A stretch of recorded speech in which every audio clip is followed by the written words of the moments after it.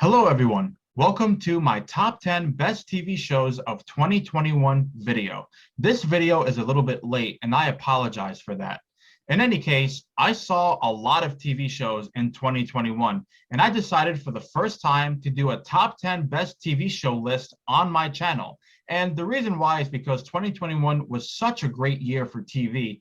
I was surprised that doing a top 10 was hard because usually I have my top 10 easy with TV show lists, but for this year, I have 5 honorable mentions, and I was shocked that they didn't make the top 10 list. So before I give you guys my countdown of my top 10, feel free to comment below what TV shows you saw in 2021 that you loved. And I'm going to give you guys my 5 honorable mentions, and I'm going to go over them really quick. So my first honorable mention is Cobra Kai Season 4. Cobra Kai is a Netflix show that is a sequel to the Karate Kid trilogy. Season 4 continues to prove why it's one of the most consistent shows on TV, and it builds upon what made the previous seasons great. The finale was emotionally satisfying, and it really made me want to see Season 5 ASAP.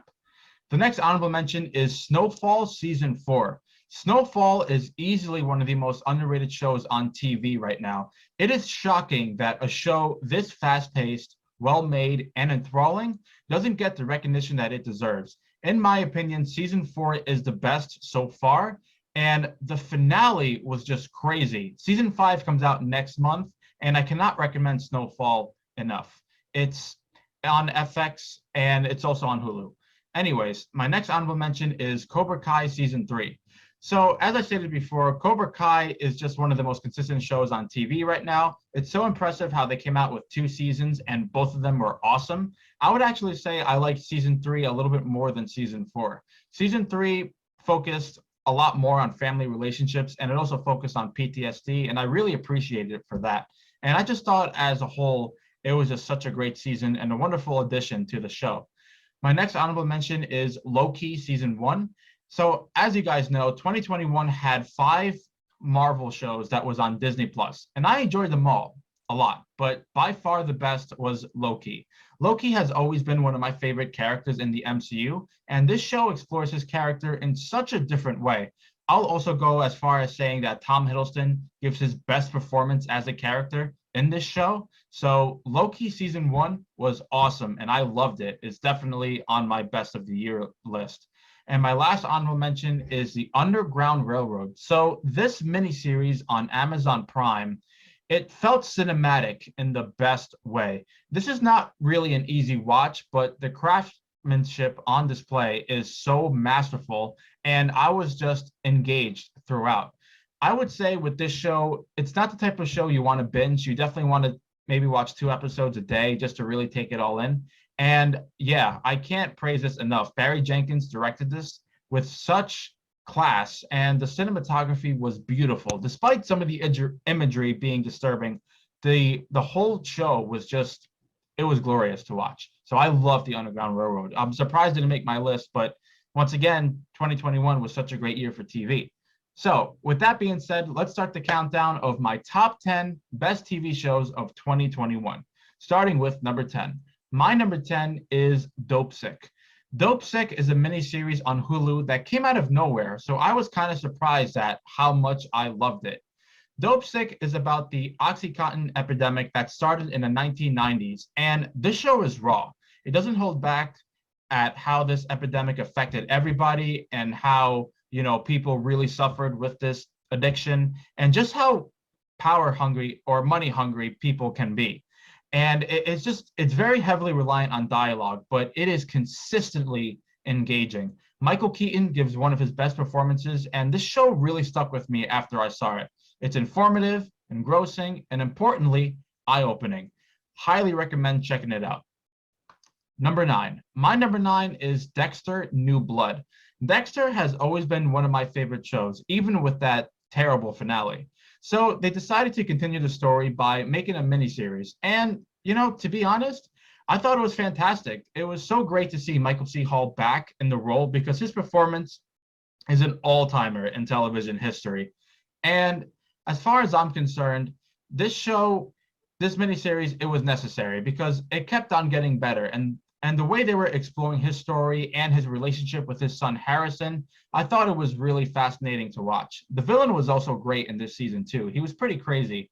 And I have to say, it was a vast improvement over season 8. Season 8, I didn't think was great. And of course, you had that finale. This show concludes Dexter's story in a much better way, even though the finale is very divisive. I thought it worked. Even though the show felt a little bit rushed in some aspects, I thought it was just great overall. So Dexter New Blood is in my top 10, and I have no regrets about that.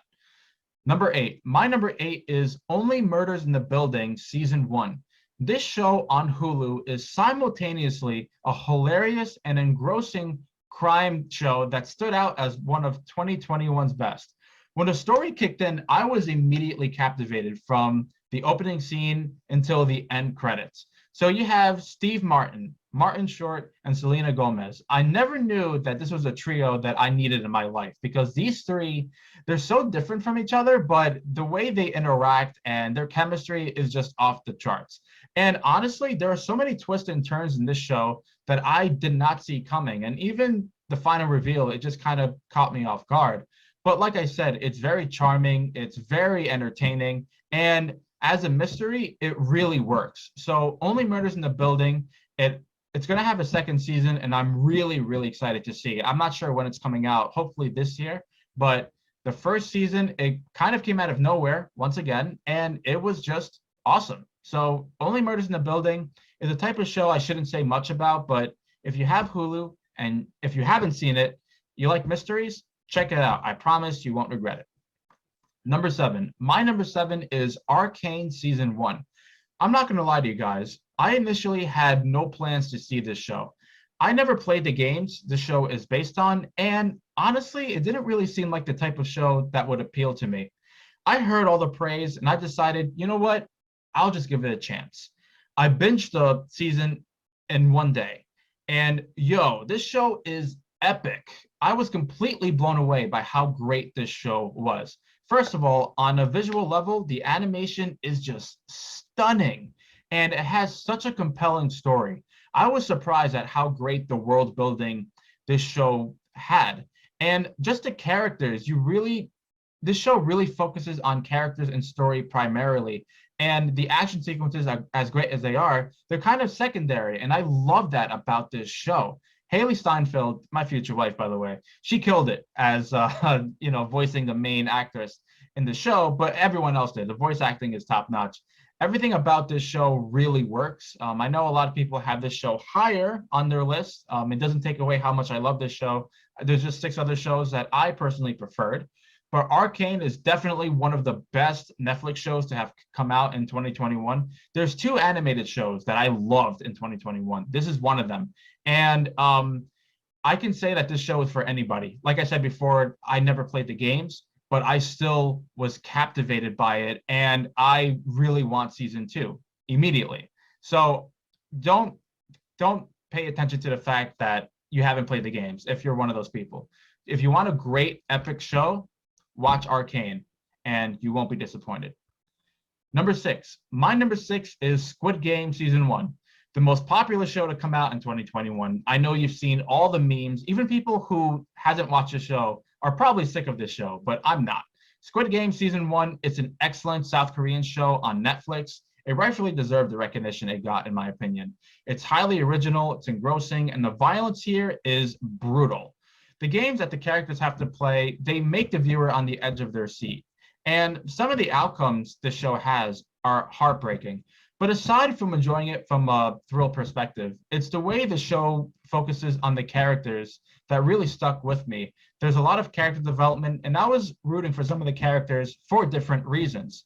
And the thing I really like about this show, so one of the complaints I've heard is that it's kind of predictable to know who would be the final 2 people. And look, that may or may not be true. I don't necessarily agree with that statement.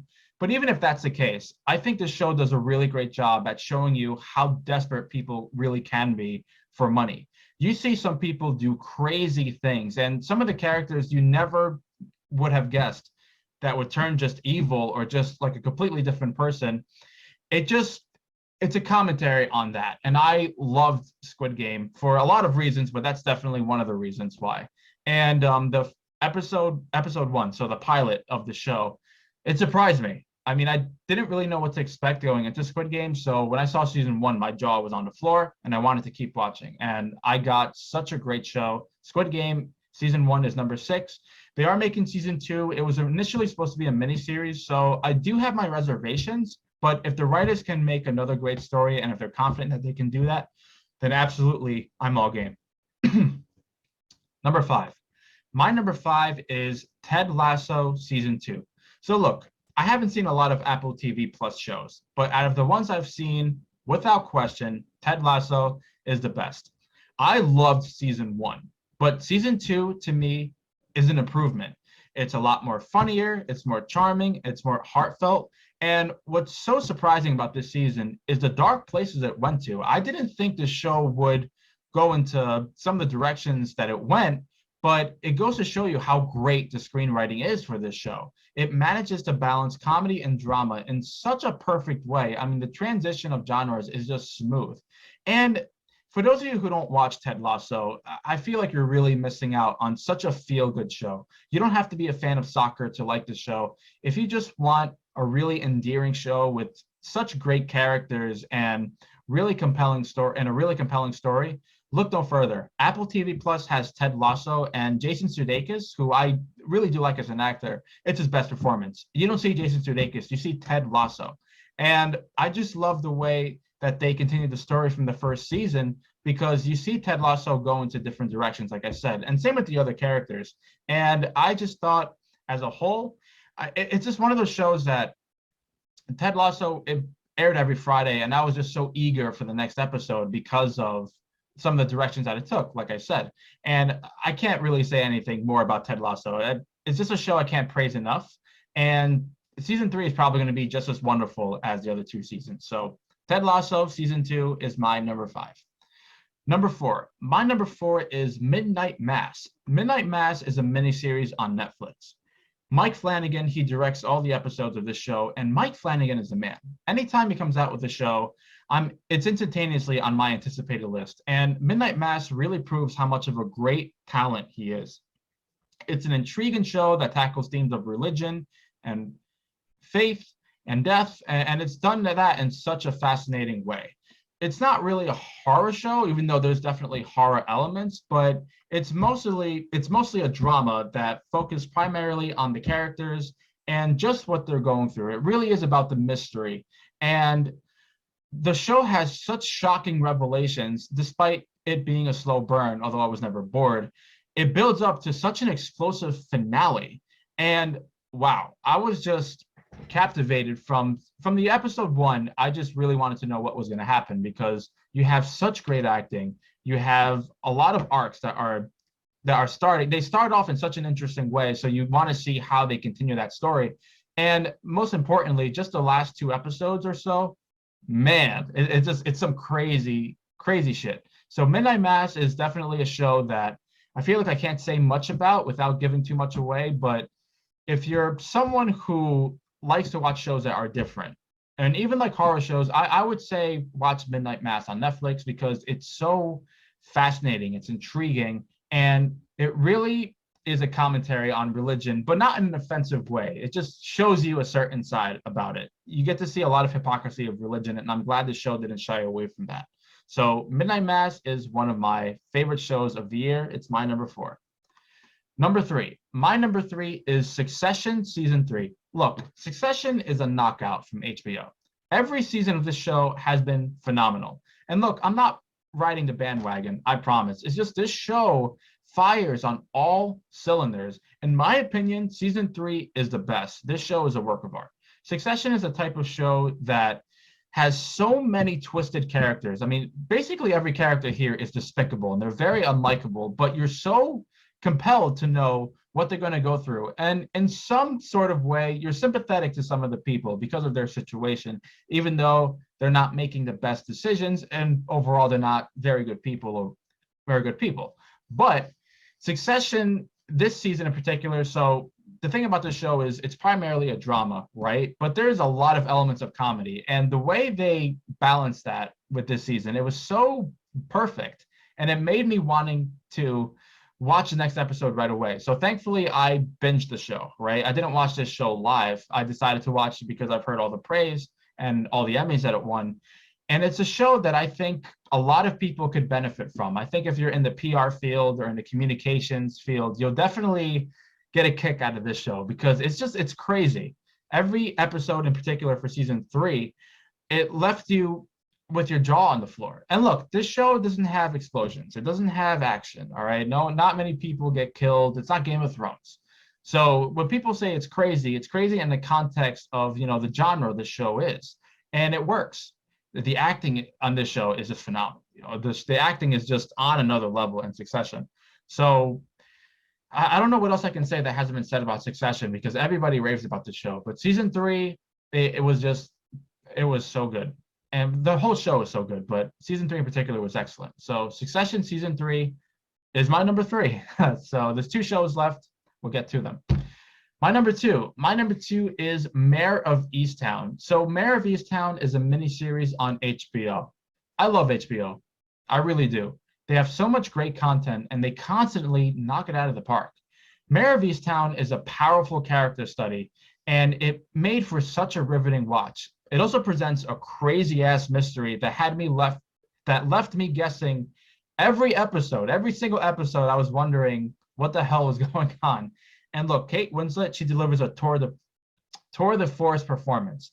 It's probably her best performance in her entire career. I know that's saying a lot, but wow, the amount of range that she has in this show is insane. The whole supporting cast is just fantastic too, by the way. But to me, it's really Kate Winslet that sticks out. Every episode leaves off on such a cliffhanger. And I have to say, I thought the payoff of the finale was extremely satisfying. Although this is a crime drama, it's more so of a study of a woman who's been affected by a tragedy and how it has not only affected her, but her relationships with everybody else. This show, like I said before, it has a killer cast and everyone delivers a hell of a performance. Easily one of the best shows that came out in 2021. I would highly recommend watching it if you have HBO. Number 1, my favorite show of 2021 is Invincible season 1. This show is on Amazon Prime. I even have the t-shirt, so I'll just go like this really quick. With the camera and the angle, you couldn't really see it, so I'm glad I was able to show it once for this video. Anyways, look, some of you may be surprised that Invincible is my number 1. Some of you may think that putting this as number 1 is insane, but I don't care. I really don't, because this show is spectacular. It's brutal, it's unpredictable, and it has a lot of heart. I can't express how eager I was for this show.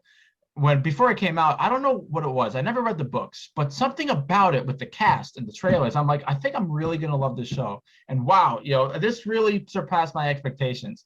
I was so eager for every Thursday night for this show. I mean, I was eager for a lot of shows in 2021, but hands down, this is the one I was like, dude, I need to see the next episode right away. This show has such great characters. The intensity is insane. The violence is brutal, like I said before. And it's such a unique show. So think of The Boys meets Justice League, and you basically get Invincible. The finale was amazing, too. I mean, goddamn, this is the show that made me want season 2 the most. The cast here, I mean, it's just a killer cast. And everyone killed it. It's funny, I've never read the comics, like I said before, but damn, I was surprised at how much I loved this show. Even though I had a feeling I would, it just really surpassed my expectations, like I said. The animation is beautiful, and as a whole, it's a show that I just recommend to everybody. Even if you don't like superhero shows, even if you think animated shows, they're not really your thing. Look, who cares? Watch Invincible. I promise you, there's a very good chance that you may be surprised. Even episode 1, it starts off kind of familiar, but then within the last 5 minutes, it kind of just changes directions and you get a wild show. So yeah, Invincible is my number 1. Absolutely no shame. Thank you guys for watching my top 10 best TV shows of 2021 list. I really do appreciate it. And I'll see you guys next time with another video. I'm not sure when that'll be, but feel free to comment, like the video if you haven't, subscribe to the channel if you haven't already, and you can share if you want to let me know what shows you loved in 2021. And yeah, I'll see you guys next time. So thank you. Have a good one.